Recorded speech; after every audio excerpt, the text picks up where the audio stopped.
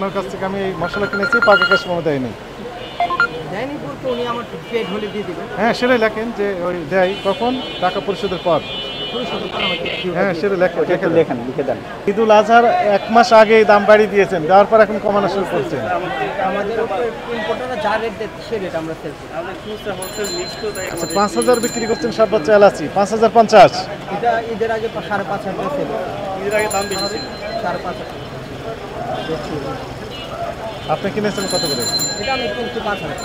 5,000। কোথা থেকে? ইম্পোর্টার থেকে, লোকাল থেকে আমরা ইম্পোর্টার থেকে। কোন ইম্পোর্টার? ক্যাশ মেমো আছে? ইম্পোর্টার তো ডিউ দেয়, ওদের সাথে টাকা দিলে পেড করলে আমাকে ক্রেডিট দিতে হবে। মানে ক্যাশ মেমো দেয় না?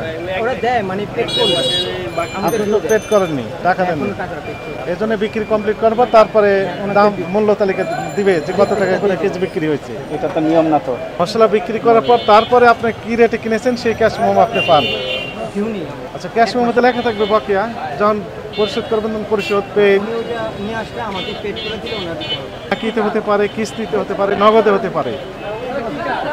পণ্য ক্রয় বিক্রয় 3 ভাবেই হতে পারে, বাকিতে, কিস্তিতে, নগদে, অথবা আংশিক বাকি, আংশিক নগদ।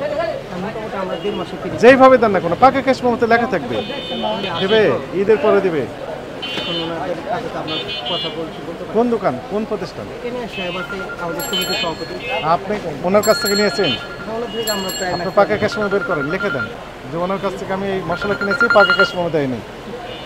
দেয়নি বলতে উনি আমার পেড হলে দিয়ে দেবেন। হ্যাঁ, সেটাই লেখেন যে ওই দেয় কখন, টাকা পরিশোধের পর।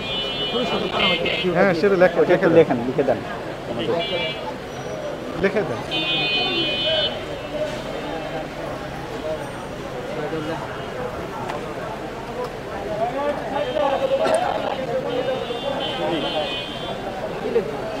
ওই কথাই লিখে দেন। যেটা বললেন আমাদের মুখে ওইটাই লিখে দেন যে অমক। আমি পাইনি ক্রেডিট। হ্যাঁ, আমাকে দেয় না, ক্রয় রসিদ দেয় না। আমি পাইনি, সেটাই তো দেন, পরিশোধ করলে পাবো। সেটাই লেখেন।